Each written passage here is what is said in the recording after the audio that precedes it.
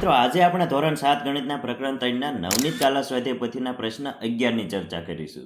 તો મિત્રો અહીંયા તમારે આપેલ માહિતીનો ઉપયોગ કરીને એક લંબ આલેખ દોરવાનો છે.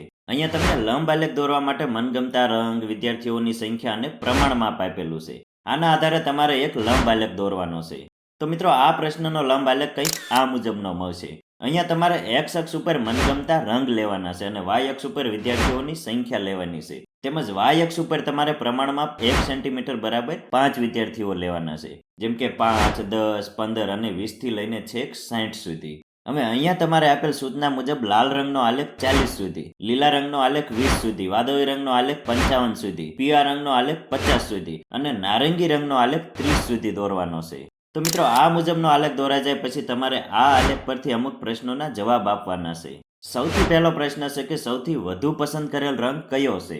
તો સાચો જવાબ આવશે વાદળી રંગ, કારણ કે વાદળી રંગનો આલેખ જ સૌથી ઊંચો છે.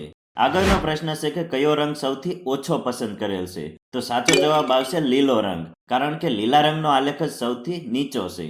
હવે આપણો છેલ્લો પ્રશ્ન છે કે કુલ કેટલા રંગ છે અને તે કયા કયા છે? તો અહીંયા કુલ 5 રંગ છે: લાલ, લીલો, વાદળી, પીળો અને નારંગી.